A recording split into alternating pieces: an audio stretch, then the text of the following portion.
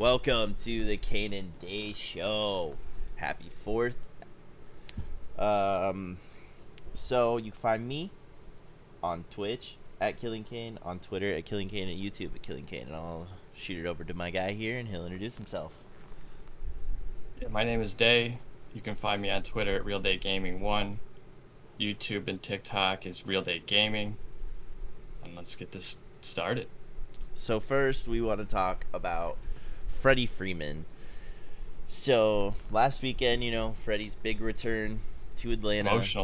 Emotional return, yes. Got his ring. Lots of things came out. He was talking probably after every game. He's probably hanging out with all the Braves out, because he's in town. Everybody loved him. And, that warm embrace that him and Ronald had at first.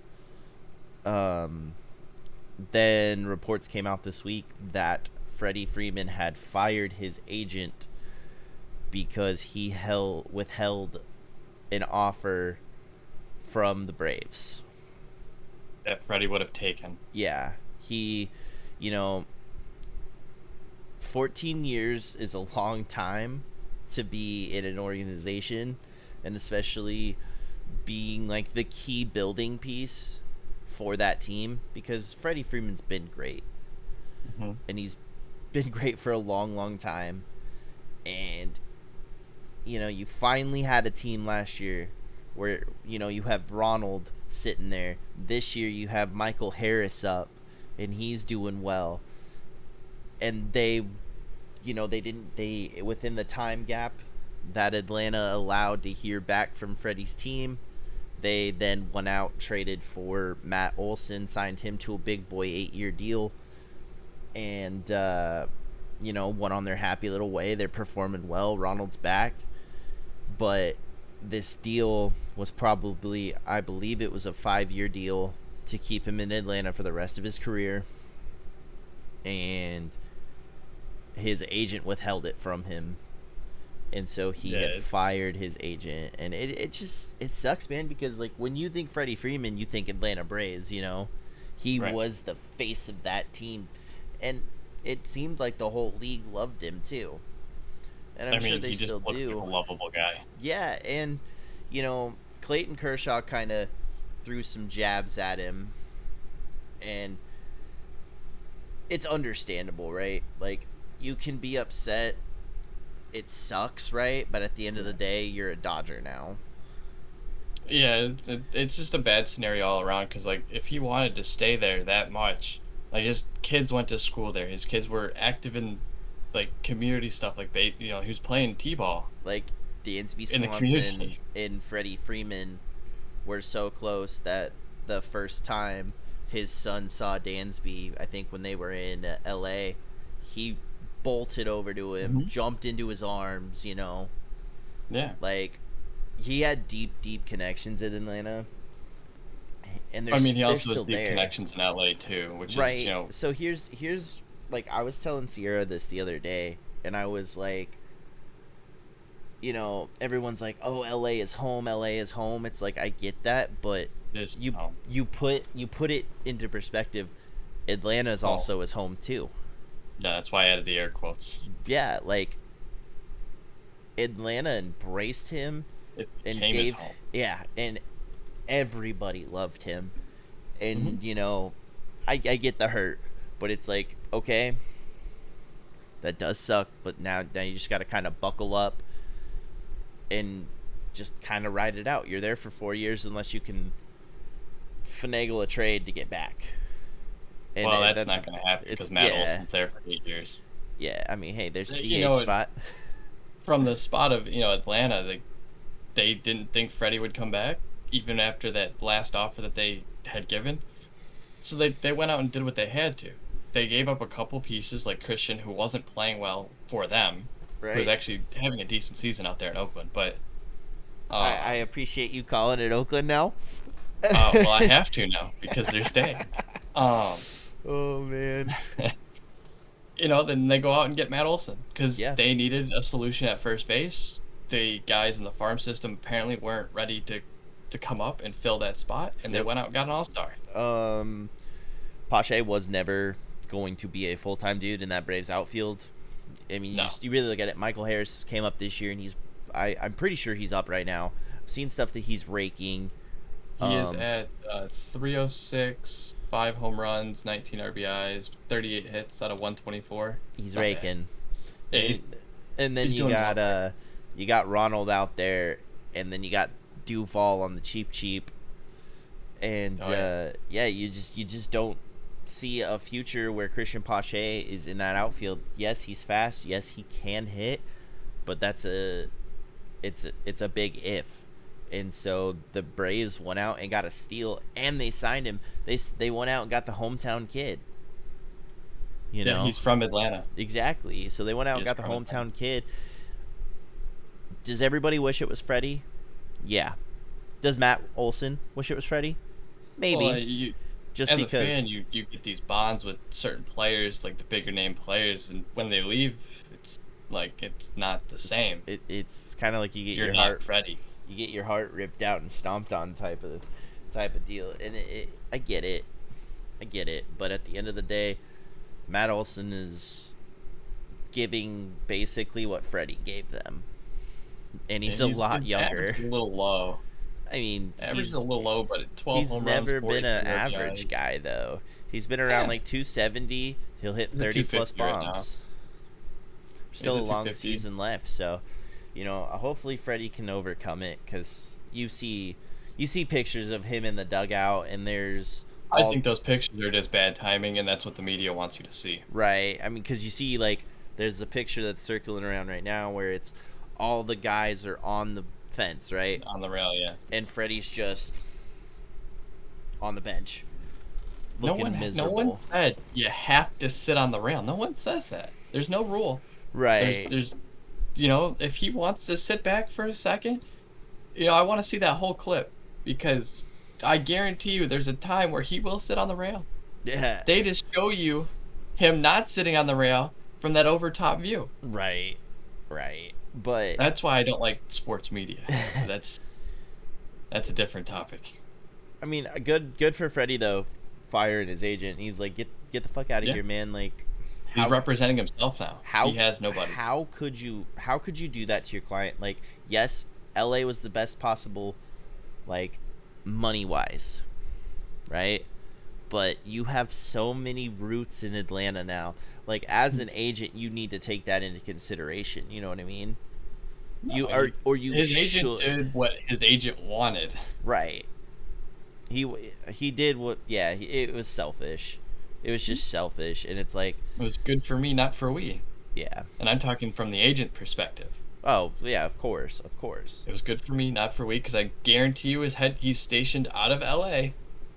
Yeah. And it's easier to be his agent in LA, where his office is, compared to Atlanta, which is on the other side of the country. Right. Kinda. Yeah, I mean, I get what you're saying, but good for me, not for we. Yeah, but props to Freddie for doing that though. Most guys, you don't really hear most guys firing their agents, and mid-season. Yeah. Mid-season is definitely a shock to see. That they fire them all the time.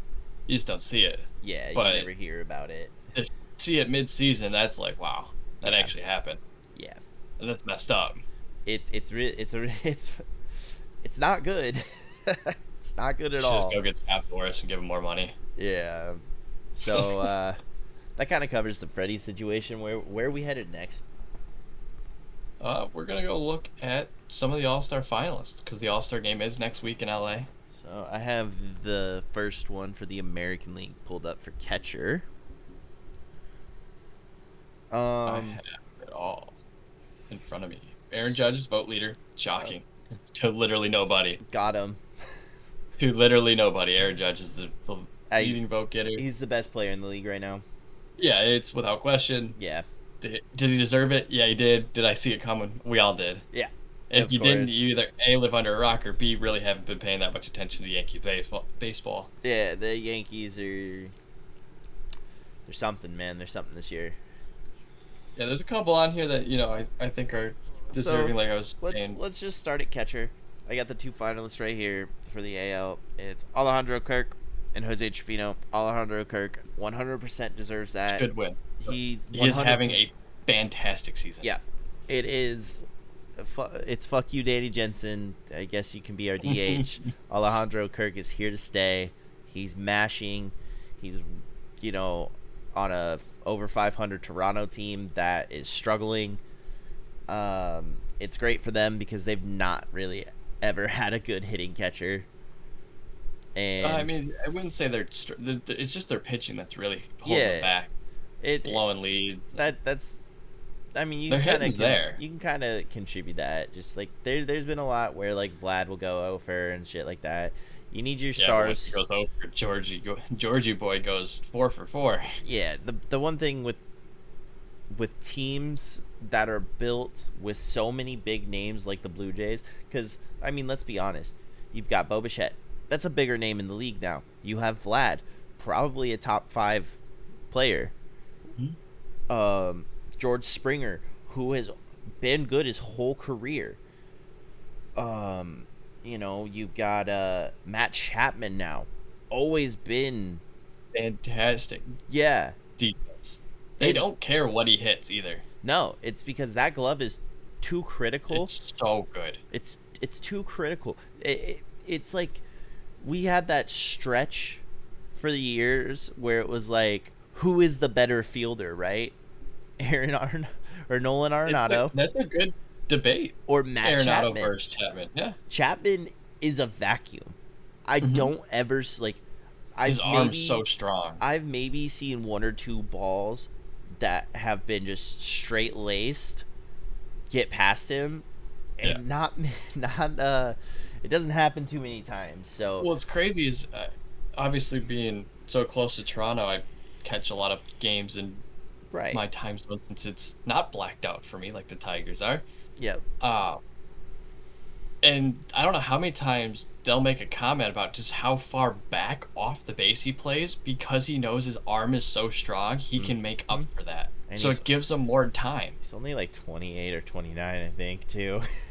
Yeah, he's a great piece that they added in spring training. But with that whole dynamic of a team, it's you need your dudes to hit. I mean, you have Lourdes and Teoscar out there who are just straight underdogs out there, but they're solid pieces too. You just need that whole team. It's like the Yankees situation.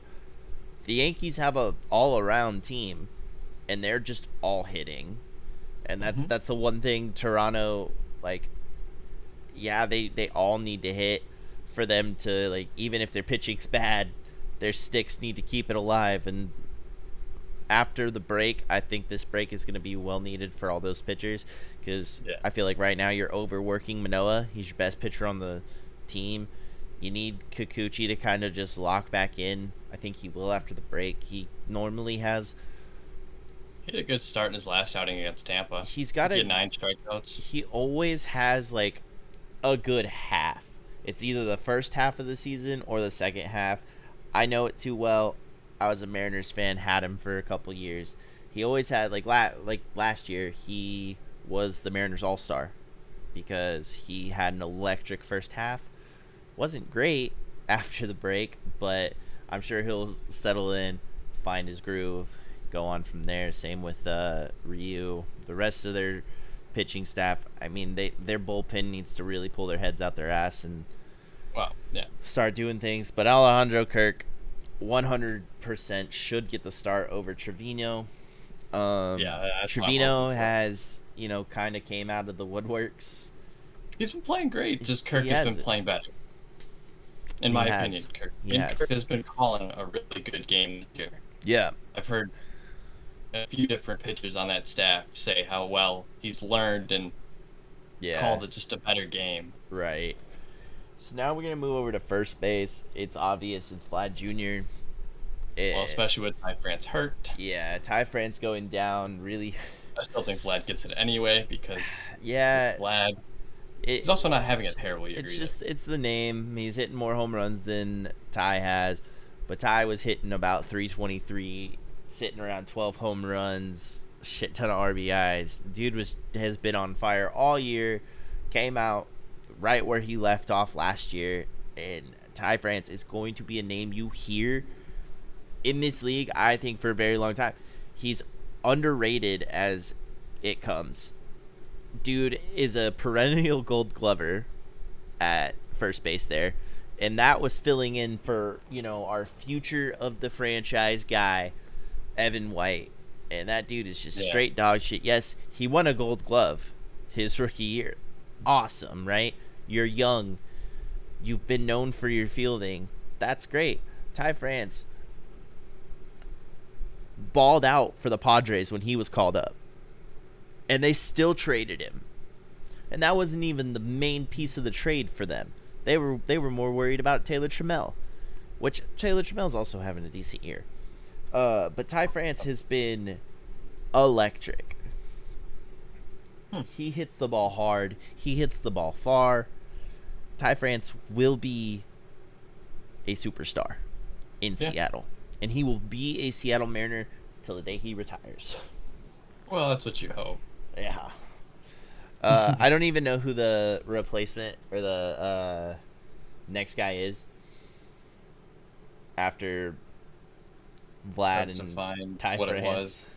I know ESPN put like the whole thing on their Twitter, but they post a lot of pictures and I couldn't find it earlier. At second base, another hands down thing. Everybody's gonna vote for Jose Altuve, but Espinal also has all of Canada behind him. So, I mean, he's also. I mean, just look at the stats. He's having a fantastic year. Oh, he sure came out of nowhere. He sure is. It's not like he just. It's not just Canada being biased. Right. Blue Jays. It is deserving. But Jose Altuve is better. Yeah, Altuve's hitting 280, which is actually kind of shocking. Yeah. But 16 home runs, 15 doubles. He's got only 28 RBIs, but he's hitting up higher in the lineup. So he's setting up the guys behind him. Yeah. So here's I told you, Kyle Tucker started the year off slow, and he was only gonna heat up. Yeah, he's 3 behind Jordan for the RBI lead on that team. Yeah, I told you he was gonna figure it out, and he was gonna be great. I love Kyle Tucker. I don't know why I do. Kyle Tucker just seems like a great guy. Our next position, though, this is where it's gonna be really close because you have J-Ram, who has been absolutely so dominant this year, and he basically came out of the gate saying, "This is why you pay your players, Cleveland." He could have left. He's my MVP if Aaron Judge didn't exist. That's tough. He's easily first half MVP. Okay, true, because Mike Trout is in a slump right now. Yeah, first half MVP if Aaron Judge didn't exist or was hurt. It's J-Ram for me. And I still think for the rest of the season, I think J-Ram is going to come in second place. Oh, he will. There's no doubt about it. Such a good May. Yeah, such a good month of May. Rafi Devers, and I didn't know this until I looked it up earlier, that Rafi is so young still. Yeah, he's like 24. Yeah, dude is so young, and he absolutely destroys baseballs. He's just been in the league for so long. It makes you think, man, he's like 28, 29, but no, he's 24. Boston gave him a shot early. Yeah, well, they needed somebody. It's really panned out for them too. But this is so tough of a decision to make because both of these third basemen are phenomenal. Yeah, it's tough because their stats are very similar. Yeah. But J-Ram just hits both J-Ram sides. has him on the home. Actually, he doesn't. He's got one less home run. He's got, I don't know what the RBI difference is, but J-Ram's leading the league in RBIs, so obviously Devers is going to be behind him. Right. But the average is 30 points different, and the one home run difference.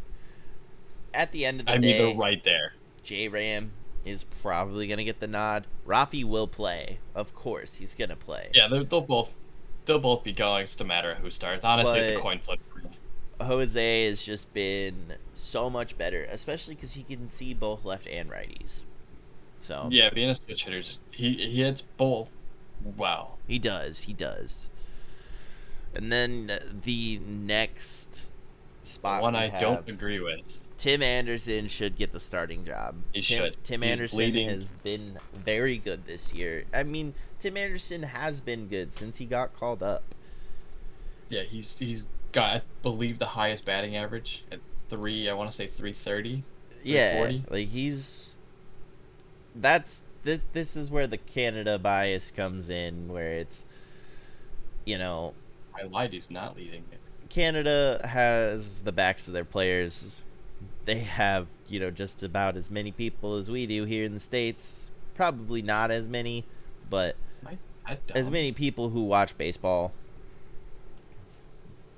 Also, Bo Bichette's kind of a namesake, so you have all of those people.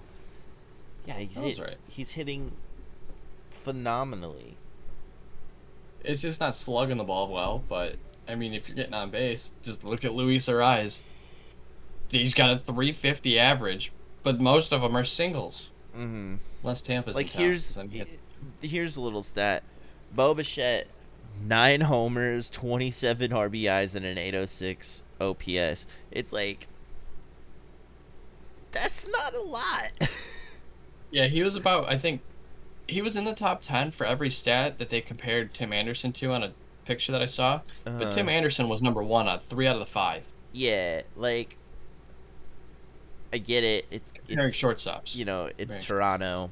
I understand, but this is why fan voting is shouldn't really be a thing. It should just be the best players. You know what I mean? That's what. Yeah, but without the fan voting, then it's a committee, and then somebody's gonna get left out, and then everyone's gonna be in an uproar because you left them out. Right. Why'd you do that? It's just tough because it's like, with the fan votes, it's like, you can completely turn the tide on a player who's not, like, I mean, for fuck's sake, dude, people voted for Tatis. He's gonna get votes. I know, but it's like, the dude, like, he shouldn't have even been on the ballot. He's not played a single game this year. Yeah, but he didn't make the finalists, so... Right. And you can vote 5 times a day. At least for the phase 1, you could. So it's like, just throw my first vote of the day, first 2 votes for Tatis, and then pick who I actually think is deserving. Right. But Tim Anderson 100% should get the start. He's just had a better year. Yeah, hands down. The next one is outfield. Now, completely, my mind is blown for this one. Because you have Mike Trout, George Springer, Giancarlo Stanton, and Lourdes Gurriel Jr. That's tough. That's really tough. Like, Lourdes and... Well, Lourdes is not going to get in because Aaron Judge got a bypass for phase 2. Since he was the leading vote getter, he didn't have to be voted in for this phase. That's why he's not on this list. Right. Mike Trout, definitely a lock. Easy. So is George Springer. But Stanton, I think Stanton will get a reserve spot. I don't think he'll get the starting spot. I think Stanton's a DH. Honestly, he's not very productive in the field, and I consider him a DH. It's what he does the most, is he DHs for the Yankees. So he shouldn't have even been in the outfield spot to begin with. Lourdes, again, I feel like it's the Canada bias. He missed some time. He's not hitting horrible. It's just he did miss some time. Right, but then you're bypassing dudes like Taylor Ward. Amazing first half of the season. Came out of nowhere, and it's the help that Mike Trout really needed. Then you have my pick, J-Rod. Julio Rodriguez has been nothing but fantastic this year. Had a great first half of the season as a rookie. So I was thinking he may get some votes in that perspective. But like George Springer's been great. He's one of the best leadoff hitters. I've really ever All seen. time. Yeah, and Nah, I'm not gonna go that far yet. I think he's one of the better leadoff hitters you could ask for in a guy. You know. Yeah, he does exactly what you want. He can. It's like Curtis Granderson back in the day when he played for the Tigers. Like every once in a while, he'll lead off the game with a home run. That's a great way to start the day. Right. He gets on base a lot, more than some other leadoff hitters, and he still, like I said, has that power to scare you. Yeah, it's And the if long not, ball. he knows how to hit the long ball. It's great. Yeah, that makes sense. It's also George Springer's been a name that's been around for a long time. Everybody knows what he can do. From Connecticut. Right. I do feel like some guys though in the AL got left off this list, and that is very sad. I guess, like you said, Lourdes missed some time, and he's in the finalist. I mean, he's still hitting 300. 21 doubles, I think I just saw. So it's not like he's having a bad year. Right. But there's other guys though. So I think it's tough when the leading vote getter was in the same category as you. So that's already one spot. Now you're just fighting Mike Trout and George. Well, you're really fighting Mike Trout is a free vote. Right. And then it's everybody else fighting for one more starting spot in the outfield. Exactly. And that's the tough part about where the AL is right now. Right. Voting. So, and now we come to our last spot, and it's DH. Jordan, hands Easy down. one. Shohei should not be a finalist. Or I mean, he has to be because Shohei is really good at hitting baseballs. Mm-hmm. But Jordan is just different. Yeah, he's had 23 home runs, 59 RBIs. Yeah, he's just different, man. Yeah, he's just hitting the ball out of the park. He's one of the best hitters of our generation. I still think he will be the modern David Ortiz. That's fair. Because he sucks in the field, but man, can he hit the baseball hard. But Juan Soto is the Barry Bonds of baseball? I'm not going that far yet. All right. Yeah, Jordan 100% gets it. Shohei has been unreal these last couple weeks. Unreal. Yeah, he's been on a tear. But Jordan over, like, here's my thing. You know, the only reason Shohei is going to win an MVP is from pitching. Right? I mean, he hit 45 last year. Yeah, but you're gonna... on top of his decent pitching stats. Right. So most likely he's going to do that, but you're going to give a guy like Jordan, because you have Brantley for another year or two?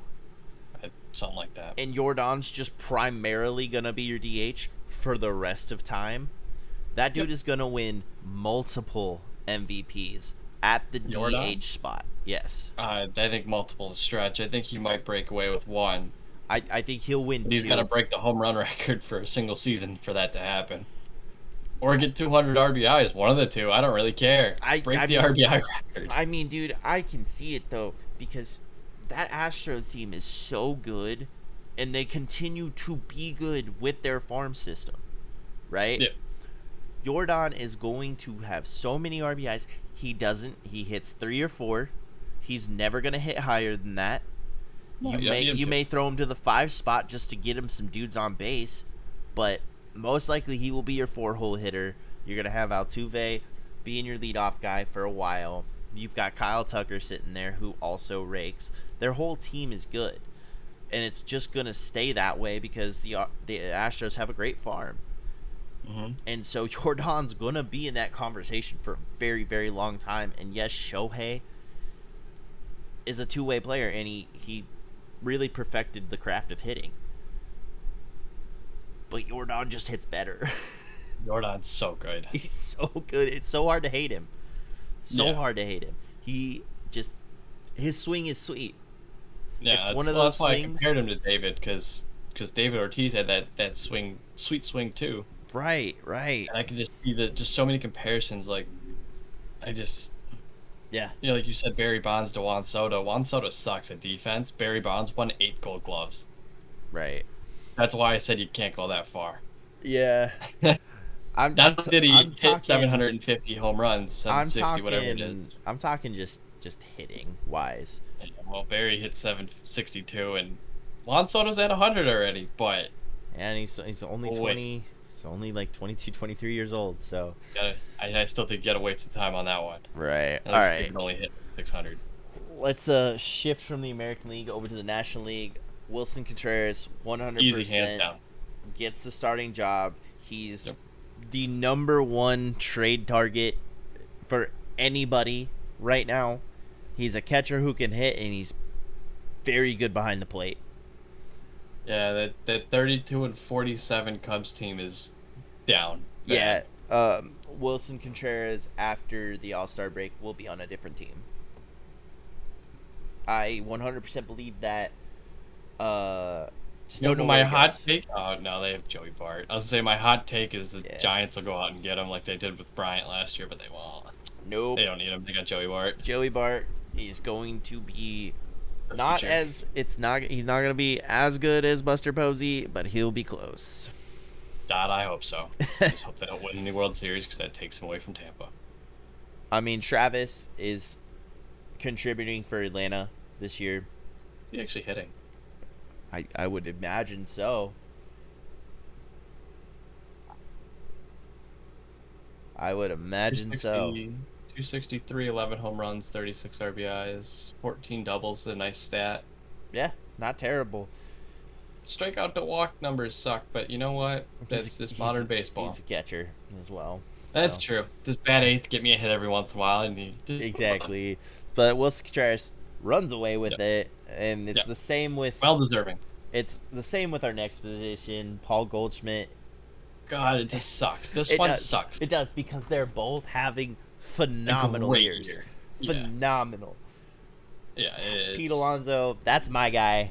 I love Big Meat Pete, the polar bear, as some would call him. He's just amazing, and he's a lot younger than Paul Goldschmidt is. Just Paul Goldschmidt woke up at the beginning of the year and said, yeah, it was that crazy month of May. I'm going to win MVP this year. Because, in all honesty, who's even close in the NL for MVP? Manny Machado. I don't think he beats out Goldschmidt, though. No. It's very tough. I think that one would actually be very close. Yeah, it's way closer than the American League. Yes. I wouldn't be disappointed if either one got it. Just as long as one of them get it. Right. I think I said that right. Paul Goldschmidt, 100% is starting. He has had one of the most unreal years. Paul Goldschmidt's great. It sucks for Pete Alonso, where he's got 22 home runs and nearly 70 RBIs. Right. He's having a good hitting year, but Paul Goldschmidt's just hitting just a bit better. I mean, at the time of this article, Pete Alonso is tied for the lead with 22. Yeah. And has 69 RBIs. Yeah. Nice. And we go to second base. This is kind of a hands-up situation. Both guys are hurt. So, well, if Ozzie is out for the year, if Jazz can come back by the All-Star game, he will be your starting second baseman. Yep. There's nobody else is close to Jazzism this year. He has been exactly what Miami's needed. He is their little firecracker that everybody in the locker room hates, but who cares? He's having fun. He's mashing baseballs. Jazz Chisholm is electric. Yeah. Oh, yeah. And then you have 14 home runs when he got hurt and 12 steals. Then you have another tough decision at third base because Manny Nolan Machado's having a better year. I understand that, but Nolan has flipped a switch. Well, he's the Nolan Arenado we come to know and love over the last 8 years he's played. Yeah, but even in the Colorado days, he has flipped a switch and he has been insane. Manny Machado is in the MVP talks halfway through the MVP season. Yeah, MVP caliber season. Dude, he's doing what he did in Baltimore. Yeah, all by himself, but with a good team. Well, what's scary is they're only 4.5 back, I believe, at the time of recording from the Dodgers. And 3.5. I'm sorry, 3.5. Tatis is getting closer and closer to coming back. I think I saw he had a setback not too long ago. Of course he did. But Tatis is coming back, and he's going to pick up right where he left off. I think he'll. Lucky they didn't fight his contract, but that's a different topic for a different day. I think that Tatis will have a little slow start, but after that, like week or two of not doing great, just like riding a bike. Yeah, exactly. Tatis is also one of the most electrifying players in baseball. He needs to be the face of baseball. Yeah, because he's very outspoken. Obviously, Major League Baseball tried to get Trout to do it. Trout's not that guy. Trout is just like, I'm just here. He's very reserved. He's like, I'm just here, man. Yeah, that's okay. Yeah. You don't have to be the face of baseball. Let Tatis do it. He'll happily do it. Right. There's a lot of dudes. Honestly, there's a lot of dudes in Major League Baseball that are on Trout's level right now. Yeah. And it's not even fair. But Manny Machado most likely getting the start. Nolan's gonna probably hit a bomb in the All-Star game. Same with Goldschmidt. They both will be there. Yeah, they will be in LA. One of them will be a reserve. See, this one's also tough. Trey Turner is crowd favorite. Is the crowd favorite? Having a good year. He is, but Dansby's also having a fantastic season. It's crazy how good Dansby Swanson is playing this year. The batting average is up this year, right? For Dansby? Yeah, I think he's hitting like 280 something, almost 300. Yeah, Trey's at 312, 16 stolen bases, 11 home runs, 19 doubles. So not only is he the fastest guy in the league, he also could put the ball in the gap and over the fence, which is important. Mm-hmm. Trey Turner 100% wins the finalist. I think so. I just hope Dansby at least gets to go. I get my juicy Trey Turner in MLB The Show, hopefully. Dansby's actually hitting 301, by the way. Dansby is fantastic. 14 home runs, 16 doubles, 46 RBIs. So he's hitting the ball. Excuse me. I have to see the full splits because I don't remember him hitting that high. His average is 50 points up from last year. Mm-hmm. No, he's really done a 180 this year. Yeah, the power numbers are right in half. He's already got half his RBIs from last year. Right. Over half of his hits by 20. So he's having a fantastic hitting year. Can I get defense? That's just not possible. It's not possible. Yeah, it's a lot closer than I think people think. But I do agree with you. I think Trey will get it. Yeah, Trey is. I love Trey Turner. As I always say, I wish he would have came to the Mariners. Yeah. But can't have our cake and eat it too. Outfield. It's going to be Jock, Mookie, and Starling Marte. What a story with Jock. Yeah. Really just being that role guy to just hit home runs against right-handed pitching. And he's having with the Dodgers. He's having himself such a good year. Yeah, then he signs with the Cubs, gets traded to Atlanta, wins a World Series, has a fantastic series and playoff run, right. And then gets to go home to the Bay in San Francisco and play for his childhood team that he loved, when he was growing up. And he's producing. Yeah, it's fun to watch. Obviously, his defense still needs some work. Right. But, man, does that ball go far off his bat, too. Yeah, it sure does. And your starters, 100%, it's Mookie playing center field. You're going to have Marte probably in left, Duvall in right. Or not Duvall in right, Jock in right. Yeah. Doesn't matter where they go. Those three are so on fire right now. It's all I see from MLB on their Twitter page is Starling Marte started the day off with another homer. And he's hitting a cool 285, 9 homers, 16 doubles.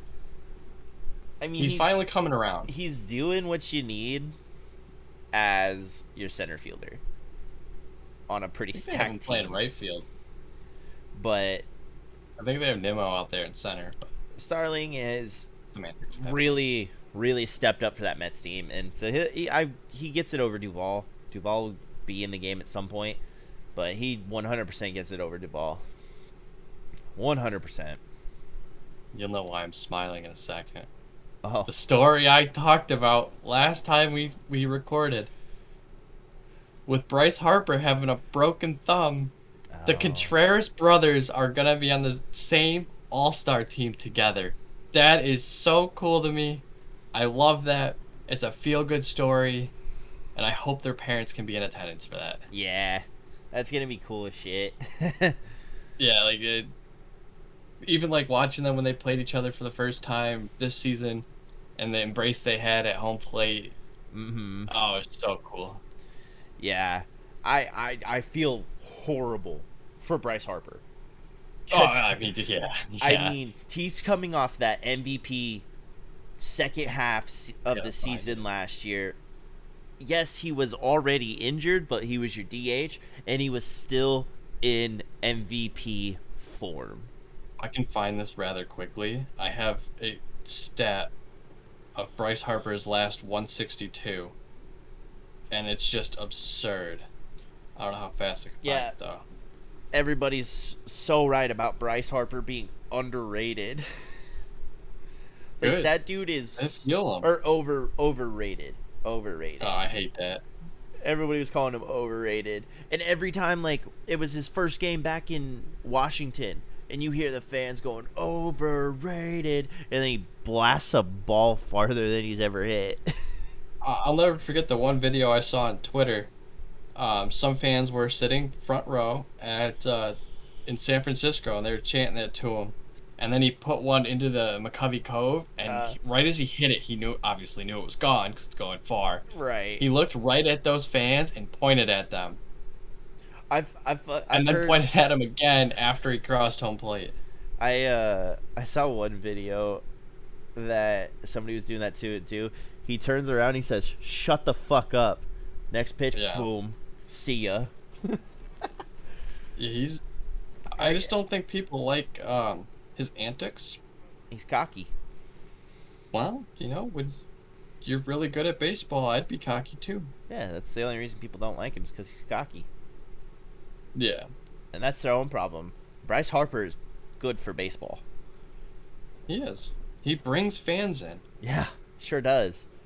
And he's won not one, but 2 MVPs.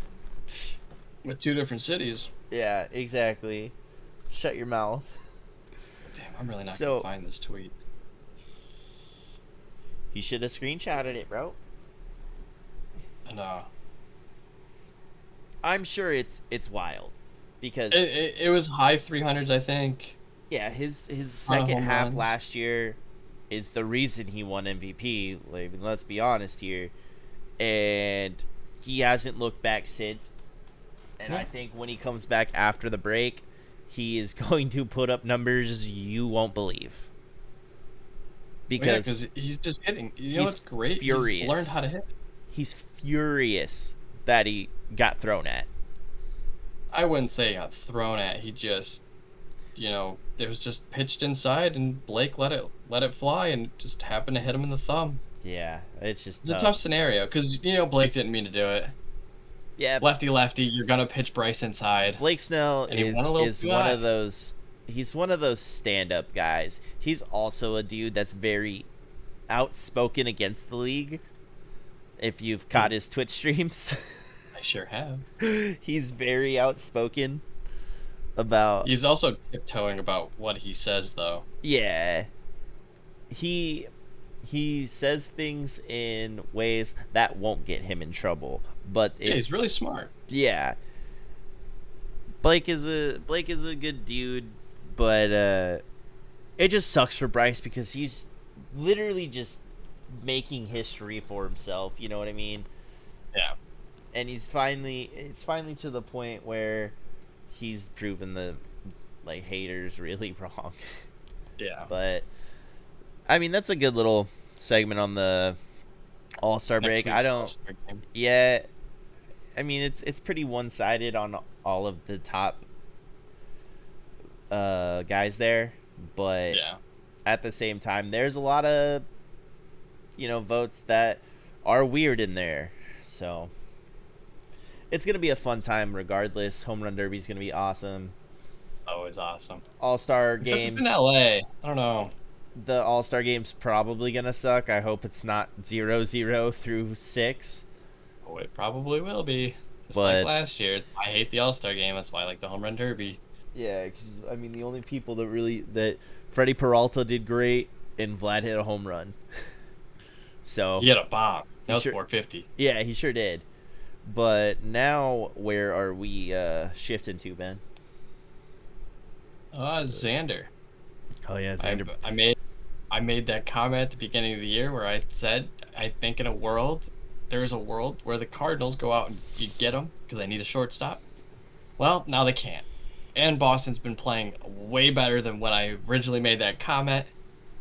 Obviously they're in second place. You're welcome. Yeah, it's all fucking Mariners' fault. But it's my fault for shit talking Trevor's Story. Wow, yeah. But now with him out, and he needed stitches in his thigh. Right. He can be out for a little bit. He could be, and that would hurt his trade stock. But I think with them in second place right now, I don't think they're gonna move him. Yeah. Maybe if them in Tampa were flipped. Like I said, with the deadline coming up, the biggest person on the trade block right now is Wilson Contreras. Yeah, it's got to be either him or Frankie Montas. Yeah. Get him out of Oakland. Frankie is also up there. He will be out of Oakland. They've traded everybody else. Traded everybody else. They're going to go with their farm, which... Kinda. Yeah, but their farm is still a little decent. They've traded away some pieces like Mateo. They got rid of him. Yeah. They got rid of their, soon-to-be ace, Luzardo, a couple years ago. So you're looking, you made that trade for Starling Marte, and that didn't work out for you in the slightest. Yeah. Year after you did that, you freaking traded away your whole team. So, ouchie. Yeah, I think for the Red Sox, losing Bogarts really hurts. Oh, yeah, because... he was hitting 318. Yeah. He was their lead-off hitter, right? No, he was batting like third. I think Verdugo leads off. Yeah. But, you have bats like Trevor Story, who he really heated up, and he's doing well. He's hitting outside of Coors, which everybody was so adamant about that he couldn't do. Right. And then you have, Rafi, who is up there in, top 10 hitters this year. Yeah. Yeah, this is a big year for Xander because it's a contract year. Right. He can choose to stay there with another shortstop playing second base, or if he played well enough, which he was. But here's the thing: Xander's been playing well for the last 4 years. Right, and that's why I think it really shocked me when they went out and actually got Story because you had a shortstop. That's why I didn't think he was going to Boston. Just pay the guy you had.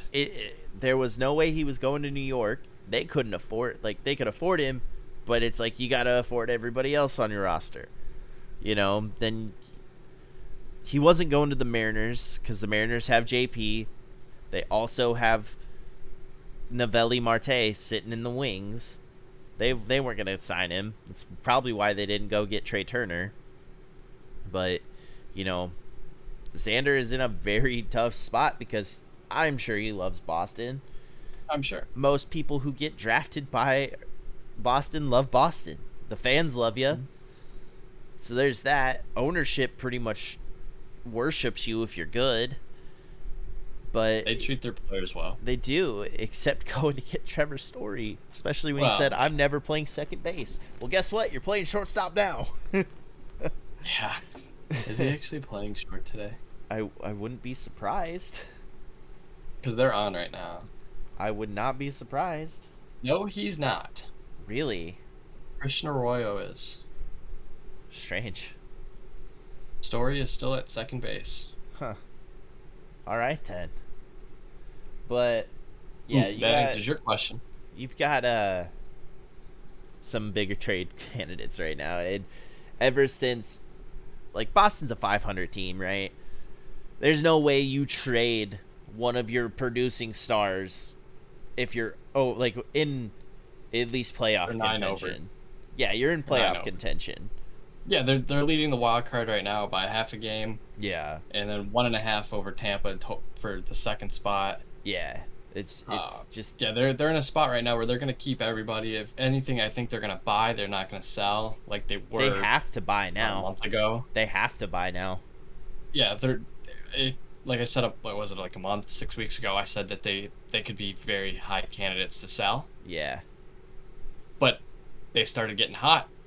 Now I think they're buyers, not sellers. Mm-hmm. I agree. And the next month is going to be really interesting to see what they do to try and compete with the Yankees because they're 14 games back. I do think there will be a lot of buyers this year. There is going to be, I hope so, ginormous trades coming up on the deadline. There always is.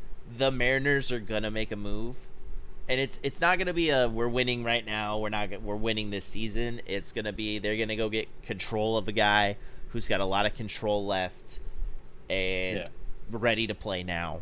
And I think it'll be somebody in the infield because their outfield is too stacked to go get anybody. You're getting Mitch Haniger back, I believe, after the break. You still have Kyle Lewis rehabbing. You have Kelenic down in AAA right now. You also have Taylor Trammell on your roster. You have J-Rod, who has shown he's going to be the center fielder for a very, very long time, and Jesse Winker. You've got a really good hitting squad right now, and you're just going to go get a guy that's so ready, or they go for a pitcher. They go for a pitcher probably, actually. And a guy, like I said, a guy who's got a lot of control on him. Yeah. Because you're not going to go get a guy you got to keep for a year and then go pay in the offseason. You're going to get a guy who's got about 4 or 5 years left on a deal. So right, you don't want a 1-year wonder. Which I wouldn't be shocked. I actually would. I would be shocked if Montas went to the Mariners. I don't think it will happen just because it's in division. You don't really trade in division, especially like that. When you're dumb and you finally get a stadium locked down after 4 years, you know? Yeah. And they didn't spend $1 in the offseason, which is actually quite impressive. Right. I don't think they care. Do you have any other people on the block? Not off the top of my head, no. I'm trying to think. I think you're looking at a couple guys probably on the Cubs. Probably Kyle Hendricks. They're not going to trade Morale. No, they're not. He's a rookie. He's producing. Yeah. It's not smart for them to do. I think Stay is off limits. Well, yeah. I think Wilson is available for the right deal. Somebody will get that deal done. Somebody's going to. Maybe even a guy like Patrick Wisdom on that team. Or Schwindel. Yeah. Something like that. They might. You can look at the Pirates. Daniel Vogelbach's having a decent year. He could be on the move just to be a hitting guy.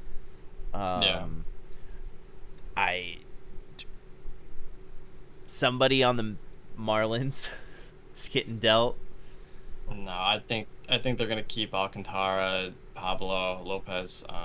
I don't know, man. Alcantara, somebody might go snag him.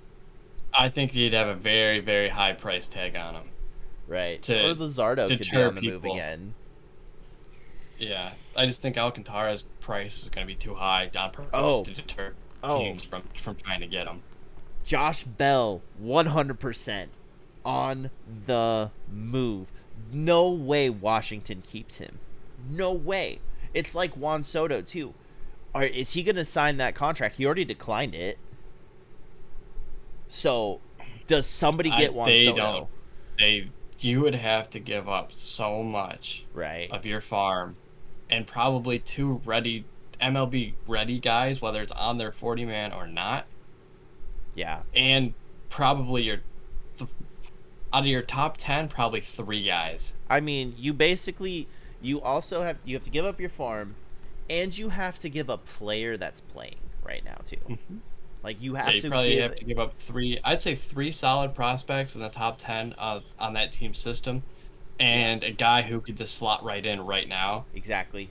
Maybe like the Braves could go out and trade Rosario or Dickerson, and It then would probably some of be their lower Rosario. guys You're also dumping his salary that you just signed him to.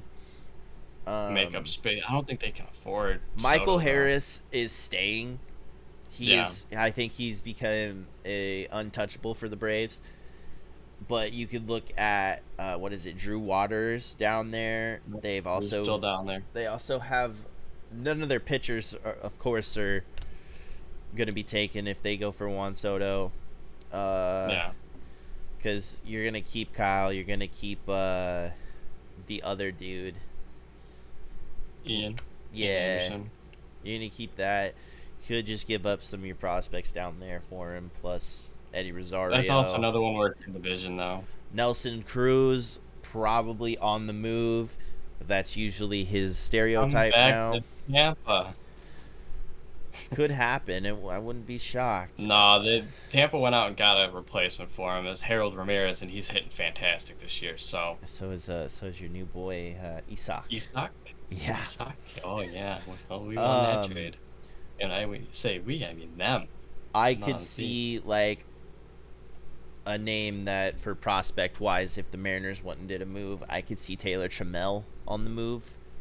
100%. The Angels should go make a move because, like I said, you gotta get Mike Trout and Shohei some help. I mean, your other rock star of the year, Taylor Ward, injured, had an amazing first half. Anthony Rendon looked like he finally figured it out. He's done for the year. You've got Raisel Iglesias and Aaron Loop holding down your pen. Somehow. Yeah, Shohei's pitching great. Syndergaard's doing all right. Michael Lorenzen is garbage. Like, you got to go do something right now and get, like... David Fletcher's not even playing for some ungodly reason, and he's been one of their guys the last 2-3 years. I mean, shit. Yeah. Last year, he was one of their best players. That's true. Like, why is he hurt? What's going on in that? I actually have no idea what's going on with Fletcher. They've got Matt Duffy sitting out there, dude. Yeah. Like, they have Duffy out there every day. Brandon Marsh is contributing, but you need something big. You either need to go out and get a pitcher, or you need to go out and get a position player. Like, I could see them going for Wilson Contreras and then signing him in the offseason if he's on his last year of his deal, because you're looking at an LA team that hasn't had a good catcher in a very long time. You go ship out Joe Adell. You ship out, because it's true. You don't take Brandon Marsh out of this system. He's too good there. He's too good. He's actually doing what Joe was supposed to be doing. Exactly. Joe Adell is your biggest bust right now. You trade him out, he's probably going to become great if he gets shipped out. The problem with Joe Adell is his trade value is so low because he's come up to the majors, 3 times now? But again, you can't catch a fly ball. But here's the thing. It's baseball 101 for right field. Every right fielder knows how to catch a ball. He can't. Right. But here's the thing, right? New scene or new scenario, changes scenery, as one would say. Probably figure it out. He's like, I'm not in that big shadow anymore. Like, yeah. You're going to a team that's got a lot of young guys on it, and you could probably ship Contreras out for him. If there's a reason you're not playing Fletcher, ship Fletcher out. Go into your prospects. That second baseman that they have. What's his name? Khalil something? Watson. No, Watson's on the the Marlins. Leo Hill? He's a second baseman. I know that. in their minor leagues right now. He's one of the prospects cards in the show. But you ship a couple dudes out, you go get Wilson Contreras and actually have another, like, a good catcher behind the dish, because right now it's Kurt Suzuki. Hey, man, Kurt's been holding it down, though. Yeah, but you go get a Wilson Contreras who's having a great year. I would take that 10 out of 10 times. He's great behind the dish. He's great in the batter's box. Gonna give Mike Trout some weight off his shoulders. And once Taylor Ward comes back, you got Shohei and him, and that's a good hitting squad. Well, plus Jared Walsh. Guy like Wilson, you have a guy like Wilson, right? You put him behind Trout.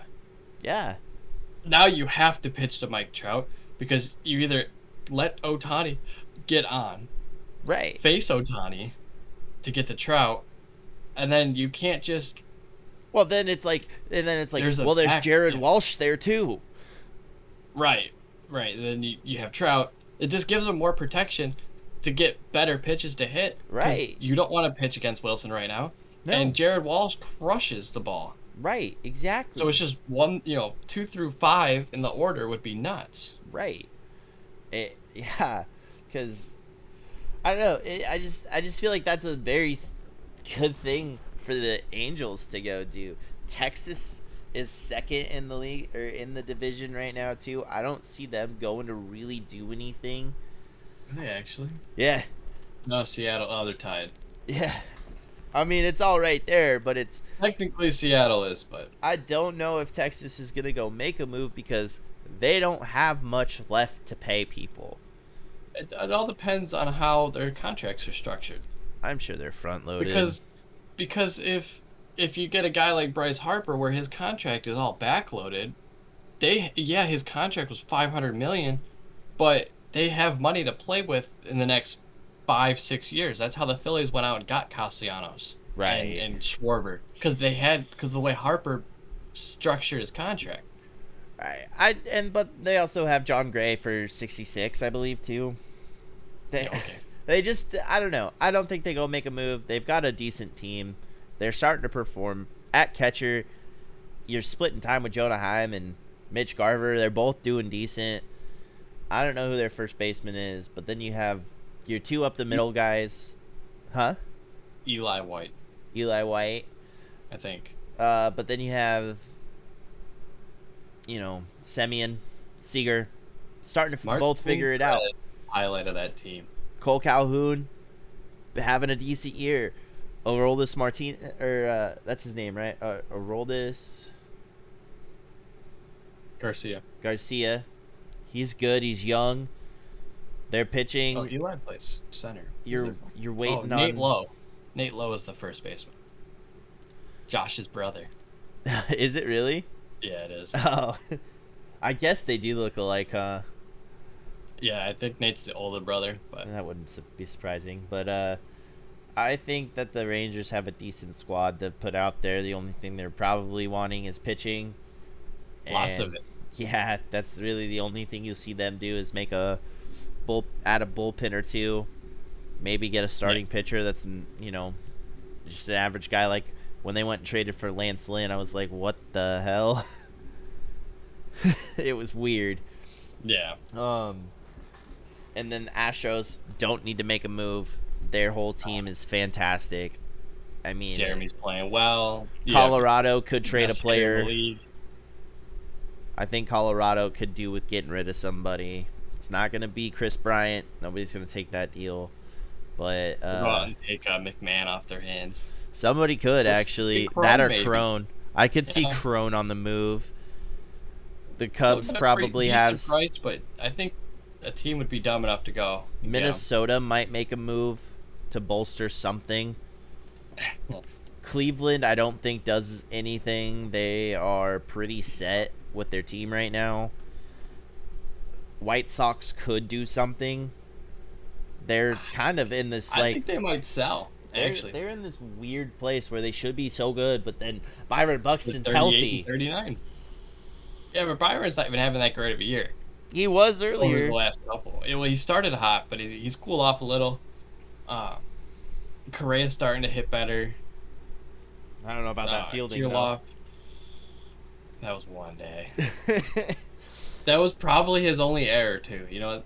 I'm gonna fact check that one. I think that's his only error of the year, fielding. But yeah, there's gonna be moves. Oh, I'm sorry. He has 5 this year. There's gonna be a lot of moves. I wouldn't be surprised to see some big names go to other places. Yeah.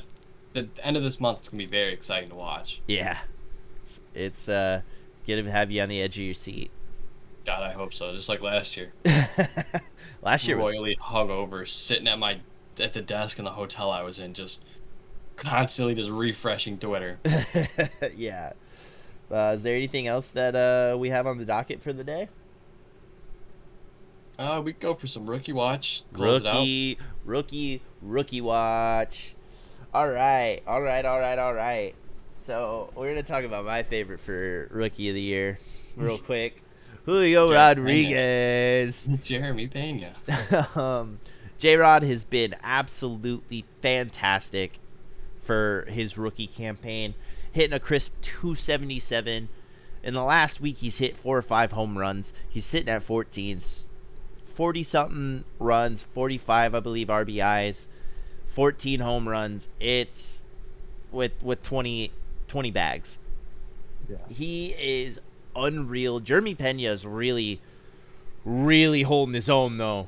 I'll tell you what, it's gonna be closer. It's gonna be closer than expected, but I think J-Rod walks away with it, especially if he can keep it going in that second half. Yeah, you know, it's really Pena and J-Rod's show.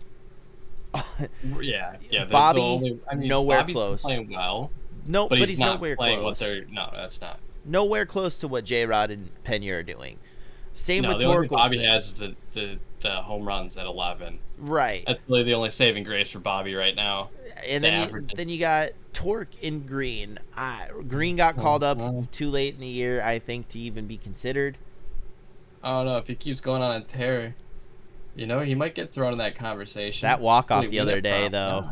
That walk-off the other day. They found that home run ball in the bushes. They went and got it for him. Good.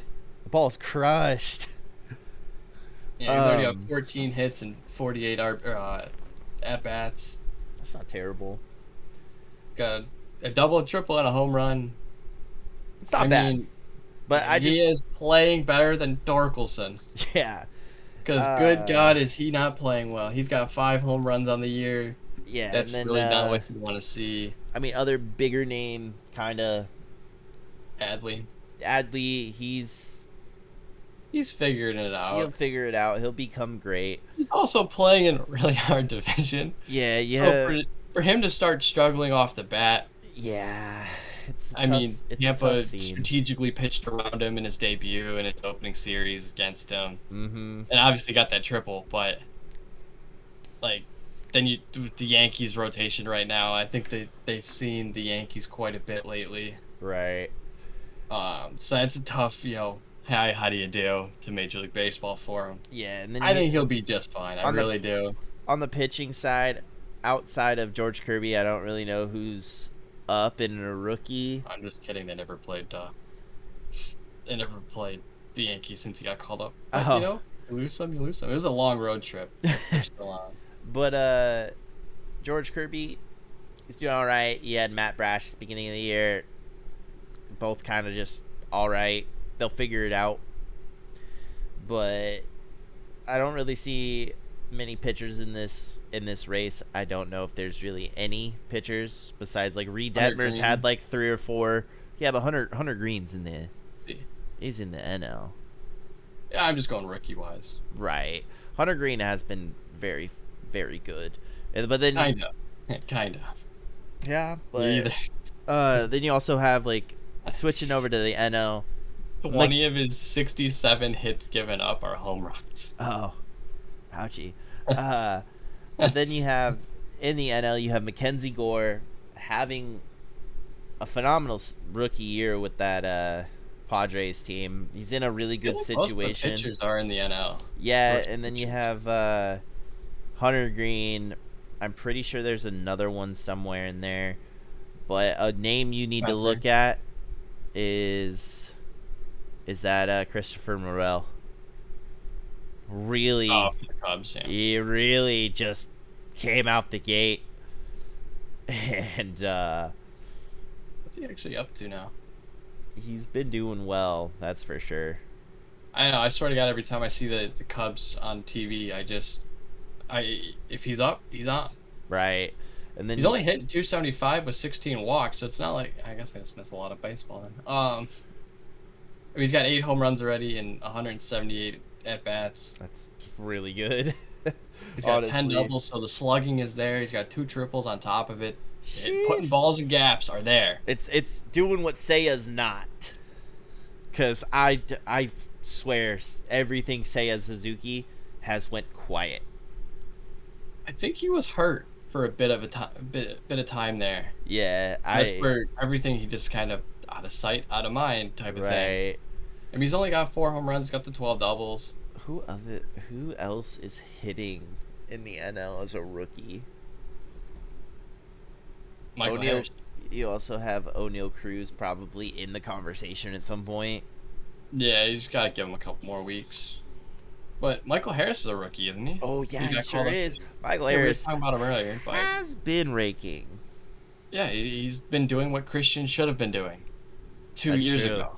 And he's a lot faster, I'm pretty sure, too. Or right around the same speed. That one I cannot confirm nor deny that one. But I'm pretty sure they're around the same speed, but that Braves outfield is gross.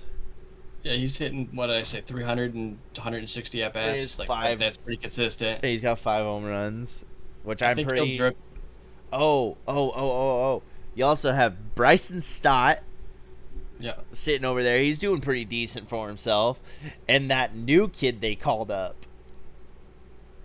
where he had his first 3 at-bats, in his first 3 games, he hit a home run. Stott is hitting lower than Spencer is. Oh, ouchie. I thought he was doing better.